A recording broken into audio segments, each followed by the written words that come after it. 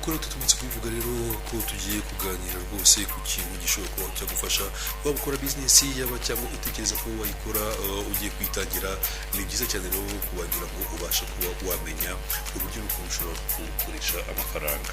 usanga abenshi icyo kibazo bahura nacyo n'ubikora wenda navuga ngo ugerageze even no kuvuga ngo uretse n'abari muri business nawe wundi ukora bisanzwe usanga nawe ubwo atazi nuko yavuga ati amafaranga yanjye ndakoresha neza, ariko uyu munsi ndizera yuko abantu bamwe bari buze kuva hano rwose bafite ukuntu byumva bitewe n'uko turi kumwe n'umuntu uri buze kubafasha. Aha rero umuntu rero tuza kuganira nawe wenda banashoka kwibaza ngo ni Amir niki, nabyo araza kuba yabitubwira kuko turi kumwe hano muri studio.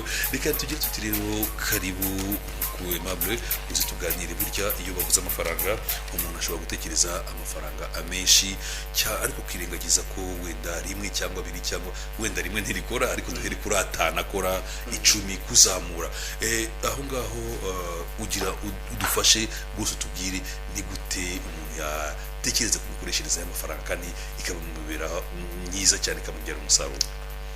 Murakoze Bertrand na Donata, ndabashimira kuri uyu mwanya mu mpaye.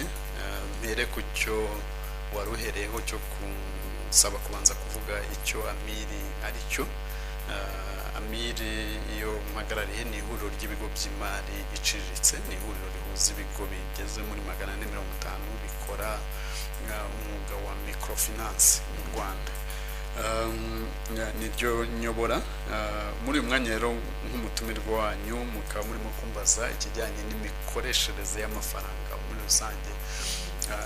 Iyo sije ni ngari cyane, ni sije ngari cyane tudashobora kurangiza mu minota mikeya, kubera ko gukoresha amafaranga birimo ibintu byinshi, birimo kumenya guteganya, birimo kumenya kuzigama, birimo kumenya gukoresha neza inguzanyo, birimo kumenya ibikenewe n'ibidakenewe. Ariko reka ntangire mbivuga muri ubu buryo.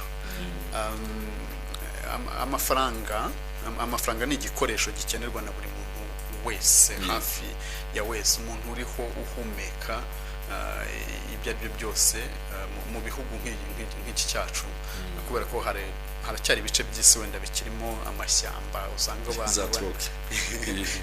abantu basoroma ibyo bakeneye ku biti, bakenera inyama bagahiga, bakenera kugira bakagurana. Ariko mu gihugu nk'icyacu buri muntu wese n'uruhinja rwavutse agira amafaranga amugendaho. Kumenya rero kuyakoresha ni ibintu bya ngombwa, ariko ikibabaje ni uko usanga nta hantu na hamwe nabona babyigisha mu mashuri. Mu mashuri twigamo gucunga amafaranga y'abandi, twiga gucungamo amafaranga y'amacunga amafaranga ya leta, twiga gucunga amafaranga y'ibigo nk'iki ngiki cy'itangazamakuru, ariko ugasanga yayandi baduhemba, yayandi twinjiza ku mufuka, nta hantu abantu bakwigisha ngo bakubwire ngo ayo mafaranga uyacunga gute. Nyamara uko uburyo tuyacunga nibwo butuganisha ku gutera imbere cyangwa se kudindira cyangwa se no gusubira inyuma. Hari umuntu ureba rwose ugasanga yatangiye neza, yarameze neza, ariko wamureba nyuma y'imyaka ingahe ugasanga yasubiye inyuma, undi ugasanga yaradindiye, yagumye aho ari, nta kiyongera nta kigabanuka. Ariko hakaba n'ubona ugasanga yasubiye yateye imbere noneho mu buryo bugaragara. Nkuko nabivugaga rero ko gucunga amafaranga ari sije ndende, mbaye nk'ubirezima, mbaye nk'ubigira mu magambo makeya, reka mbwire buri muntu wese udukurikiye yuko ifaranga rikugeze mu ntoki ukwiye kugira iryo usigara, ukwiye kurisigaranaho igice kinini. Mukanya wigeze kuvuga ngo ifaranga rimwe ntacyo rimara, ariko buriya ujya kubara ahera kuri rimwe akomeza. Ntekereza ko iyo ajya kubara agaciro k'amafaranga ahera ko ku isoko bihagaze, kuko azi ko ku isoko atajya n'igiceri kimwe cy'ifaranga ngo bagire icyo bamuhereza, kuko nyine ifaranga rimwe nta gaciro rifite. Ariko wenda uraza kubidufashamo, udufashe kumva neza. Hari icyo uhera uravuga uti mu ishuri biga byinshi, ariko yayandi ngewe ndi buze kwinjira kuzinjiza akenshi ntabwo nzi uko nzayakoresha kandi manzi ko ariyo amafaranga agiye kuza nkakimuza ibibazo kandi n'ubundi ndashaka kugira ngo nkore bizinesi ngire gute hari n'ugira bizinesi urumva amafaranga afite bya yandi ya bizinesi afite ibibazo kubitandukanya ugasanga ni ikibazo gikomeye kandi agashobora kuzahiramo n'ibibazo afite amafaranga afite bizinesi aho ngaho kuyakoresha gutandukanya ibyo bintu bimeze biti tuganiye wenda nko ku ba bizinesi kuba bizinesi ikosa ubu n'abantu bakunze gukora ni ukutamenya gutandukanya inyungu n'igishoro inyungu n'umutahe we afite yabona amafaranga ari menshi kuri konti yabona amafaranga ari menshi muri kese yiwe agahita afata ibyemezo byo kuyakoresha byo kuyakemuza ibibazo kandi mu by'ukuri muri ya menshi areba imbere ye ushobora gusanga harimo igice gitoya cyane cye aricyo cy'inyungu ayo yungutse ikindi ari igishoro akomeza azunguza tukiraho wenda uvuze ngo igice giteye gitoya cy'inyungu andi araye kuvuza noneho ubu tuvuge ko ushobora kumwemerera no akaba yakoresha kuri ya nyungu ye ese inyungu nayo yemeye kuyikoresha yose cyangwa hari kuri kunabigenza kuko hari amafaranga avuze ngo ifaranga ubonye ugomba kugira icyo usigara aho ngaho nibyo inyungu yose ntabwo bagomba kuyikoresha ariko inyungu ni nkayo ye ahandi ni iyo akoze mu gishoro burya aba yatangiye gusubira inyuma ayo yungutse niyo ye muri ayo ye rero yungutse akwiye gutekereza ko na cya gishoro cye agomba kugikuza kikazamuka aho kugira ngo yose ayafate ayarye nari ngiye ku ndimo mbaha nk'urwo rugero wenda reka dufate nk'urugero rwa rwiyemezamirimo ugira icyo ukabona nka rwiyemezamirimo wamuhaye isoko wenda dufate nk'ibi byari bimaze iminsi byo kubaka amashuri leta ishaka ibyumba by'amashuri byinshi umuntu bakamuha isoko ryo kubaka ibyumba bingahe by'amashuri bakamuhereza wenda isoko tuvuge rya miliyoni 200 ugasanga yemerewe guhabwa avance nk'iya 20%, 30%. ubwo mva 230% yayo nangahe 10% ni miliyoni 20 miliyoni 60 bamaze kumuhereza 60 urumva bayamuhaye ataranatangira akazi kugira ngo abashe kwinstara chantier kugira ngo abashe gukora abenshi ahita agenda akagura imodoka nziza yo kugenda amata niyo gukora ka kazi akahita agenda akatunganya inzu ye cyangwa akagura ahandi hantu yifuza kuzatura hanyuma yabona asigaranye nka miliyoni 10 akabona kwibuka ko agiye gutangira akazi yakwinstara chantier akabura icyo agura imicanga n'amatafari n'ibiki byose mu yandi magambo ntabwo yabashije gutandukanya igishoro n'inyungu kuri icyo gihe yari agifite igishoro cyo kugira ngo atangire inyungu zari kuzaboneka arangije akazi bakamwishyura akishyura nawe abo yakoresheje nawe yafatiye ibintu igisigaye kikaba ari cyo cye agatekereza gufataho igice azigama agatekereza gufataho igice yishyura imisoro agatekereza gufataho igice ubuze neza aho ngaho mu nyungu wese ujya mu kuzigama kuko burya inyungu niho nakubazaga ngira inyungu yose umuntu yemereye kuyirya kuzigama ni ikintu cyangombwa muri ibyo by'imikoreshereze myiza y'amafaranga icyo twita personal finance nahoze mvuga ko mu mashuri twiga gucunga ibindi twiga public finance twiga corporate finance ariko ayawe yo ku giti cyawe personal finance ugasanga ntabwo babyigisha kuzigama ni rimwe mu mahame y'ingenzi njye mu bunararibonye maze kugira no mu bantu duhura nabo tuganira kuko ibi tuganira n'abantu inshuro nyinshi nta muntu nabona uvuga ko kuzigama ari bibi abantu hafi ya bose bazi ko kuzigama ari byiza hafi ya bose rwose ariko muri abo bazi ko kuzigama ari byiza abantu babasha kubikora ni mbarwa abenshi baba bafite ama excuse, baba bafite ibyo bitwaza, baba bafite inzitwazo, ufite inshingano nyinshi zisaba amafaranga. ati binsaba amafaranga ni byinshi cyane, nuko twagiye ku ruhande rw'abakora business gusa, ariko n'abanyamushahara n'abahembwa ku mushahara, yes, n'abahembwa ku mushahara benshi barabizi hafi ya bose ko kuzigama ari byo, ariko ntawe ufata amafaranga ngo azigame. Rimwe mu makosa batekereza bakora nuko atekereza ko ari buzigama amafaranga asaguye. aho ngaho nari kuza kukubaza kuko ugize na neza, umuntu azigama iki? azigama ijanisha ringana rite ku mafaranga afite, kuko ibyo nabyo bishobora, wenda hari ibitabo umuntu ajya asoma by'abahanga bajya berekana muri za ekonomi n'iki, berekana uburyo n'ukuntu umuntu ashobora kuzigama, ariko umuntu akibaza, wenda nkanye nshobora kuba mbizi, ariko se udukurikiye wamubwira umuntu ashobora kuzigama ngahe? Ninjije amafaranga 1000, sibyo, nzizigama ngahe, nzakoresha ngahe? Habaho ibipimo bitandukanye abantu baheraho mu kuzigama. Ubundi igipimo gito, ibyo bita minimum, amake y'umuntu atakaba yajya munsi mu gihe azigama ni 10% y'amafaranga amunyuze mu ntoki. Ubu ni ukuvuga ko niba nabonye 1000 ngomba gufata 100 ngomba kuribika, akwiye kujya ahantu ku ruhande. Iyo udakoze gutyo uhindutse nka gare, amafaranga anyuramo yitambukira, akakunyuraho ajya kuri nyirinzu, akakunyuraho ajya kugurishaho kawunga, akakunyuraho ajya ku mashuri y'abana, akakunyuraho ajya muri salon de coiffure, amafaranga byose, umuriro, amazi, akagucaho atambuka, wowe ukaburi nka gare, nko ku mugoroba ushaka kujya muri gare ugasanga nta modoka n'imwe isigayemo, kandi zose zahoze zigira. Abundi mu byo kuzigama abantu bavuga ko ari bwo, iyo uzigamye nibwo uba wihembye, babyita kwihemba. donc kugira icyo usigarana nawe ishimwe wihereza mu ku cyo wahawe. Naho umundi ni wakoze akazi, amafaranga barayaguhereza, ariko uyafatira nyirinzu, uyafatira abo bose navugaga, uyafatira umumotari, uyafatira uwa taxi, uyafatira umukwaferi, uyafatira uwo mu isoko w'ibiryo, uyafatira umwarimu kwigishiriza abana mu rugo, amafaranga ukayadistribuwa ugasigarira aho ngaho. Aho ni buryo busa n'utahembwe. Hanyuma se wenda tukiri aho noneho, wa muntu yamaze kubisobanukirwa, afite amafaranga yinjiza ingano nubwo watubwiye wenda nibura 10% ni minimum rwose.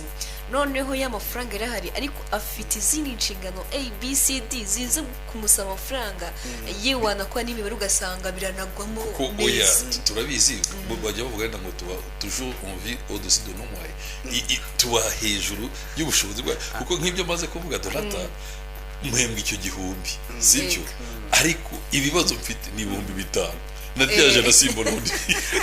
Ahubwo wasagwe no muri credit. Ampe tuvuze Bertrand tuvuzemo akantu nahoze ntekereza ngira ngo twazagakora ikiganiro cyihariye kubaho mu bushobozi bwawe. Abantu benshi babaho birenze ubushobozi bwabo.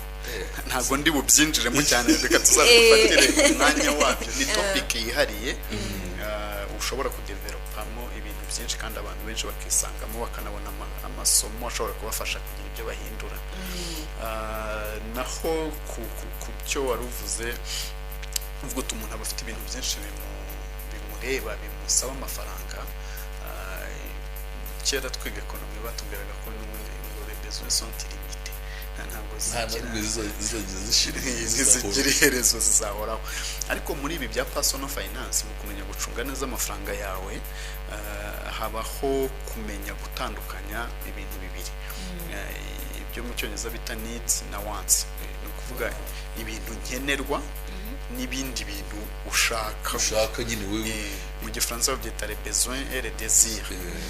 Les besoins ni bya bintu bya ngombwa mu buzima bishobora kubura ubuzima bugahungabana.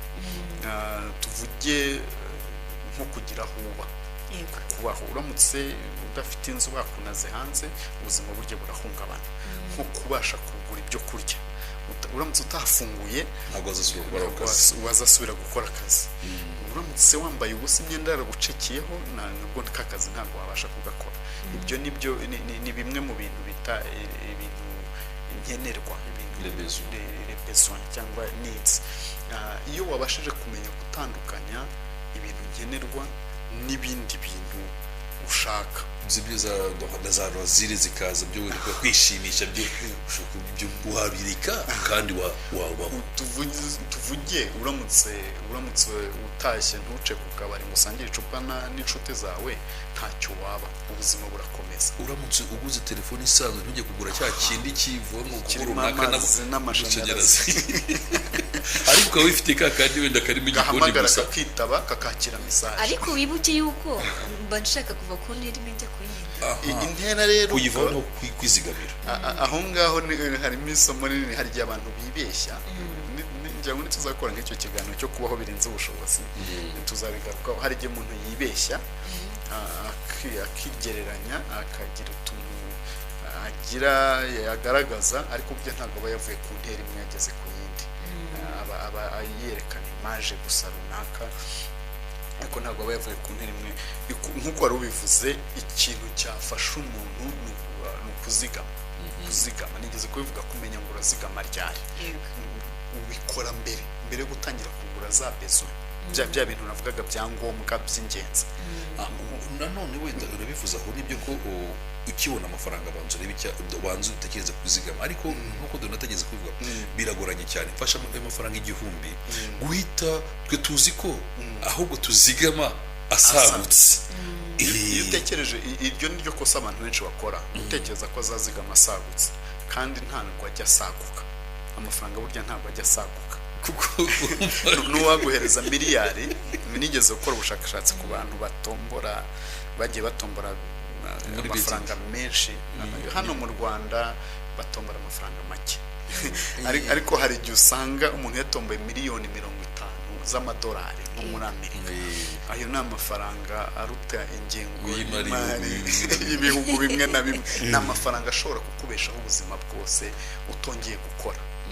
ariko nyuma y'imyaka nk'itanu, hagati y'itanu n'icumi, ugasanga wa muntu arasabiriza adafite aho aba, kandi mu ntoki ze haraciyemo miliyoni 50 z'amadolari. ariko dusubire inyuma gato aho hantu tubyumvikaneho, kuko kumbwira ngo ngiye nzajya kuzigama ntari nabasha kurya, ntari nabasha kugira iki ngo njye kuzigama, ni ibintu yego byasaba ubundi izindi ngufu, ariko nabyo biragoranye.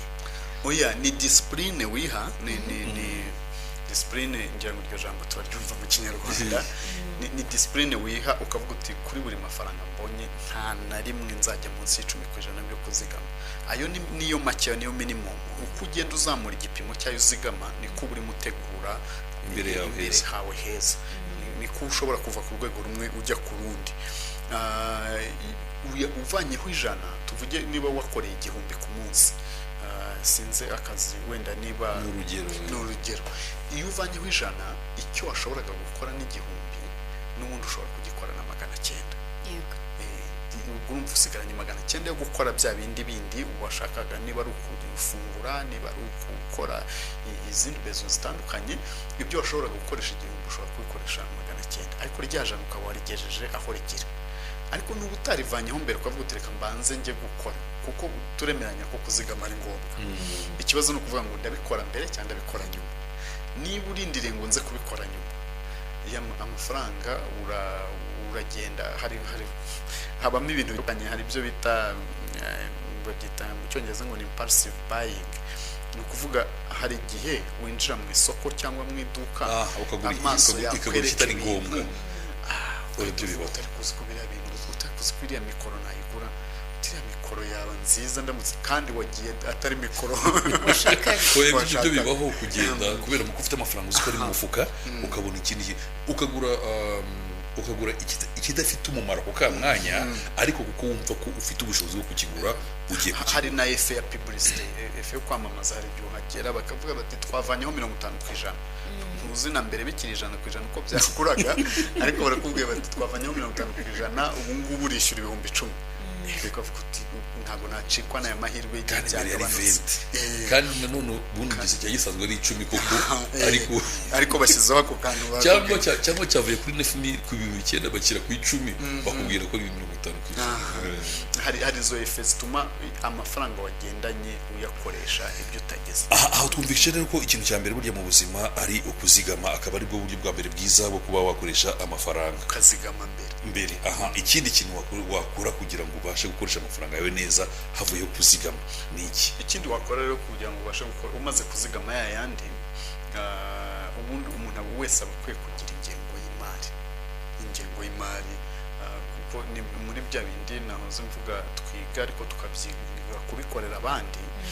Usanga ikigo nk'iki cya radiyo gifite ingengo yacyo y'imari, ugasanga leta ifite ingengo yayo y'imari, ugasanga buri hantu hose bakora bije, ariko ugasanga ku giti cyacu ntabwo dukora bije.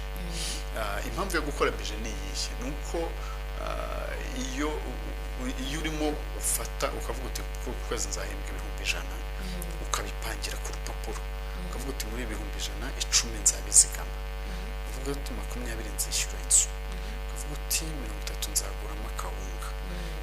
Ngahe iyo uri ku rupapuro urimo kuyatera imirwi mu Kinyarwanda ariko bavuga ubwonko buba buri ku murongo. Ibyo ni ubushakashatsi bugaragaza ubwonko buba bukora neza, uba ubasha gutekereza neza. Ariko iyo wamaze kuyakura kuri banke ari mu mufuka wawe, ubwonko ntabwo buba bugikora neza, uba usa n'umuntu umaze gushyira ikese ya mitsingi mu mutwe. Ntabwo uzi ko amafaranga ari mu mufuka, ntabwo uzi aho bamuramo ari kumbika nshaka no kuvuga ngo ugiye kugura ikintu bitewe nibwo ukiyafataho arabyuza 100,000 kuvuga ngo ugiye kugura ikintu baguciye amafaranga 5,000 kuko uracyafite ari menshi, umva ari amafaranga make baguciye cyane. Ariko nahoze ndeba abantu bavuga ni umuntu wakoraga analize y'abasarariye, abantu bahembwa imishahara uburyo bagira, bavuga ngo mu cyumweru cya mbere bagifata imishahara ngo bafata ibyemezo biri stupid, birimo bitarimo ubwenge na buke. Wakwicara ahantu muri resitora wafata ibyo kurya bya 5 wafata nk'ibyo kurya wenda bya 3 bajya kugaruka uti none yagumane yagumane. Waba ufite akamodoka, waba usohokanye umuvuye mu kazi na kolege wawe, wenda arataha Kabuga, wowe wajyaga Nyamirambo, ukavuga uti reka mu depoze, akavuga ati ariko Kabuga ni 20 km. No reba nujuje ni full tank, essence irimo nta kibazo. Ibyo ni ibintu abasarariye hafi ya bose bakora mu cyumweru cya mbere y'umushahara wahageze. Bagakora utuntu dutandukanye nk'utwo ngutwo, hanyuma ariko byatangira kwinjira mu cyumweru cya kabiri. Uwo muntu yarimo avuga uburyo ushobora kujya nko kwiduka ukagura ikintu cya 800 bari bukugarure, cya 850 bari bukugarure nk'iry'itanu, ukahicara amasaha 2 kugira ngo bajye gushaka ibyo biceri babikugarure. Kuko ko mu cyumweru cya kabiri babyamaze ibintu byo yise ku murongo, niyo byatangiye kwishyira ku murongo, utagikora za statement zitari mu bwenge. No kuvuga rero nyuma wambajije nyuma yo kuzigama, ikindi cya kabiri ni gukora ingengo y'imari, ukaba wateganyije amafaranga urimo wayasohoye ku rupapuro, ufite urupapuro rwanditseho ngo ndagura iki n'iki, kandi kuri aya mafaranga ndetse iyo bije ukayigumaho, ukayihagara, ukaba ariyo ukurikiza. Ni wowe wabitekereje wicaye hamwe, ubwonko bumeze neza, ugahaguruka ukajya ku isoko ufite urutonde rw'ibyo ugiye kugenda n'ibyo ugiye gushaka. Yes, tubyumvikane none gato tunagira ko ndabona n'iminota igenda dufata. Twemeye ko icya mbere ugomba kubasha kumenya kwizigama, icya kabiri ugakora ingengo y'imari. Watubwiye ko birahari ni byinshi, ariko none turebe uburyo tubaye hano iwacu muri Afurika, kuko cyane cyane hano mu Rwanda mfite umwana wo kwa mukuru wa data wa mama w'icyo uzaza kwiga hano i Kigali, mfite amafaranga ya nyina yabaze, sibyo? Maze kuyabara araza koko ahise yidumburamo, wakeneye minerivare, sibyo? Nintabikora bazavuga ngo yabaye yageze i Kigali atangira kwirata, sibyo? Amaze kwirata n'umwiraza. Tureke ibyo bindi, hanyuma hagahita hazamo icyo nicyo kibazo mbagize. Ese umuntu nyirizina yakabigenje gute kugira ngo n'ibyo bibazo abashe guhangana nabyo? nabyo burya muri ya ngengo y'imari ugira icyo biteganyiriza ukavuga uti hari pourcentage izabigendaho. Ntabwo nanone ikibazo cy'uwo muntu uba muri famiye kizaza ngo gitume utari bwishyura inzu bagusohore hanze kubera yuko wakemuye ikibazo cy'undi muntu. Hari akantu njya nkunda nabonye mu ngendo zo hanze, mu ngendo zo mu ndege bagira hari amabwiriza batanga kuri buri rugendo, harimo kwambara umukandara, noneho bakanakubwira uburyo niba indege igize ikibazo umwuka ukagabanuka hari bumanuka za masike za oxygen ziguha umwuka. Noneho akantu nakunze rero barakubwira bati niba izo masike zimanutse kubera ko umwuka ubaye muke, banza wambare iyawe ubone guhumeka, ubone gufasha abandi muri kumwe.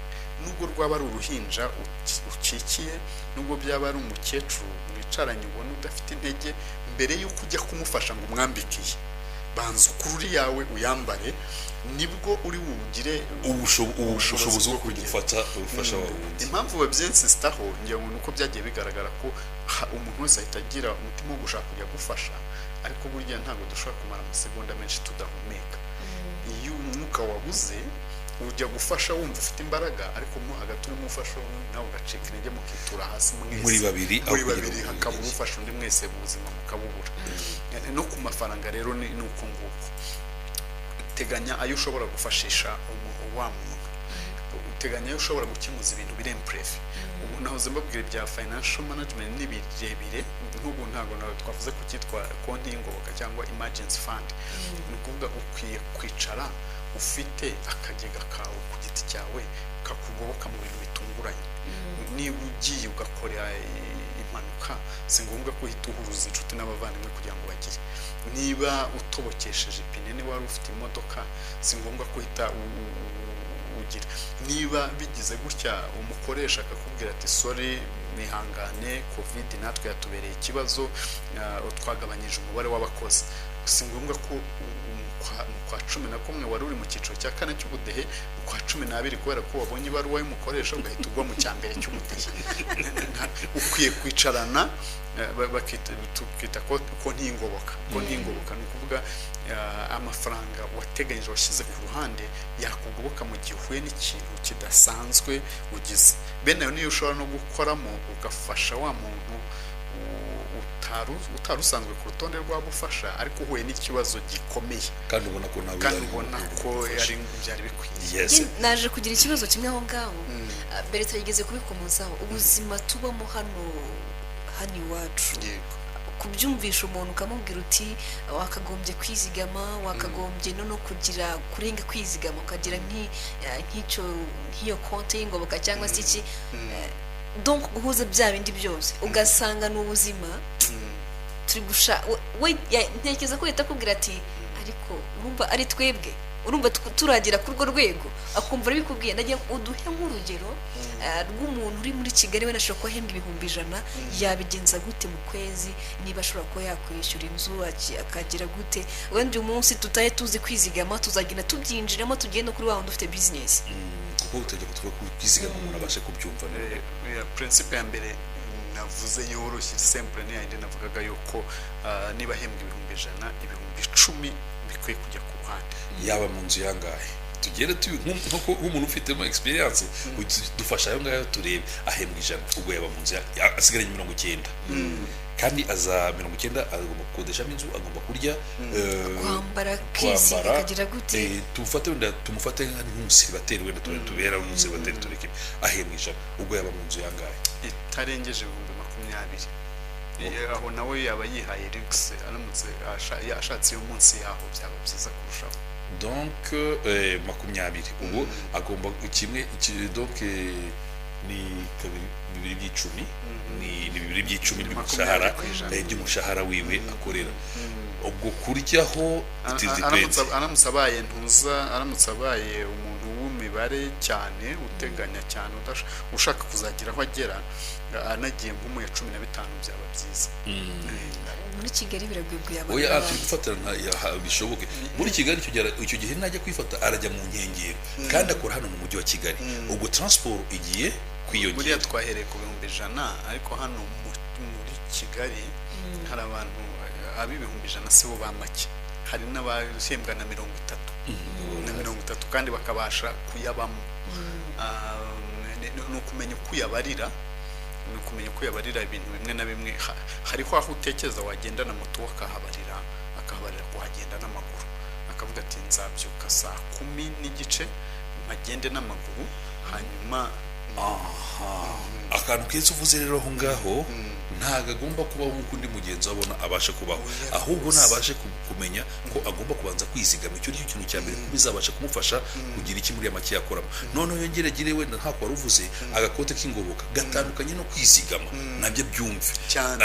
Avuga ati wenda nizigama 10% by'ibyo nkora, wenda ingoboka ni 0.5 ariko ajya bako.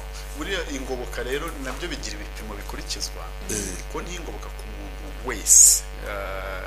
Burya hari wenda turimo turavuga abamake ariko nuhembwa miliyoni, nuhembwa 2, nuhembwa 3 nawe arasabwa kubikora. Ko n'ingoboka igipimo bayipimiraho isabwa kuba ari inshuro 3 minimum, hagati ya 3 n'6 z'amafaranga ukenera mu kwezi. Ni ukuvuga ngo uyikonstituwa gake gake. Wikora ugenda bigira ugenda uyikora gake gake ushyiraho make ariko uvuga uti nzahagarara uko maze kugeza angana n'inshuro 3 byibura zabe nkenera mu kwezi. Iyo urimo kuyikonstituwa gutyo, hari mu Cyongereza hari ibindi bongera byitwa ngo windfall, ni ukuvuga bene y'amafaranga agutunguye. Hari igihe bitewe n'imiterere y'akazi bagira gutya bakavuga bati uyu munsi ndi muri gukorera i Kigali, muri bujye gukorera i Karongi, bakagira bya mafaranga babarira umukozi ya misiyo, wajyayo wenda ku 30 baguhaye ukabona ukoreshejeho 5 cyangwa 10 ukagaruka 25. Bene nkayo ngayo aje adasanzwe mu mushahara wawe uraterukanaga kuri ya konti yose namwe magacupa. Aho turimo turavuga ku muntu ufite gahunda ushaka gusohoka mu cyiciro arimo akagira ikindi kintu ageraho, utero yayandi abonetse adasanzwe agutunguye utari warabariye ukayateruka yanagaho. Iyo ubikoze ubyimenyereje, ubundi baravuga ngo ikintu ukoze iminsi 21 gihinduka akamenyero. Abitido radiyo kamenyero 21 wikurikiranye. Yego. Iyo wabyitoje ukabikurikirana ukabikora gutyo bigero bikaba akamenyero, kuzigama bigasigara bikoroheye. Hari n'ibindi abantu bakora ugafata, hari ibyo bita ordre de virement permanent, ni fomu wuzuza kuri banki yawe ukavuga ngo umunsi umushahara wagezeho mujye muhitamo kuraho 10,000 mubishyikije kuri iyi konti yindi. Iyo konti kandi ukirinda ko imera ntuyisabire ikarita ya ATM ukaba utagira ikarita ya ATM yayo, washaka na sheke yayo ukaba utayifite, ukazajya gusaba sheke yayo ari uko ibintu byakomeye ubona rwose kakazi wenda kahagaze cyangwa uhuye n'ikibazo kidasanzwe kigize. Wenda tugana ku musozo rero, ikintu twakumva uyu munsi nuko umuntu mu gukoresha amafaranga yawe ugomba kubanza kumenya, ariko turanaza gusaba ko uzanagaruka, ntabwo dushobora kukurekura gutyo, ibintu ni byinshi tugomba kuvuga. Utwigishije ko tugomba kubanza kumenya kwizigama. Umuntu amana kumenya kwizigama akamenya no kumenya kwikorera ingengo y'imari. Wenda tuzaza tunabireho no muri business, noneho tubyinjiramo mu bantu bakora business bageze iki. Uyu munsi twavuze nko turebeye hamwe muri rusange aho tushobora kureba cyane ku basarariye cyangwa nawe mu gutera ibiraka. Burya niyo utera ikiraka ushobora gutera ikiraka bakaguhemba amafaranga, ariko niba guhembye menya ko ugomba kuraho amakeya 10% ryayo. Ariko bishoboye wenda hari nk'igitabo mu bitabo nasomye nabo bajya bavamo 20% ubundi byakabaye kuba byiza kuri byo bigufasha gutera imbere. 10% nabivuze ko ari minimum, ubundi ugenda uzamuraho 20% 30%, hari n'ujya ku rwego agira na 50% yayo yinjiza yose akayazigama. Kuko burya ndakeka ko ushobora kubikora imyaka 3 cyangwa 5 ukazabaho indi 30 myiza cyane rwose. Uyu munsi ushobora kuvuga ati reka nyamara nzisiga mu mwaka utaha bikanga ariko wa undi yatangiye gufata 10% ryayo mwinjiza kandi mwese muza amafaranga amwe akazajya kubona agatera imbere.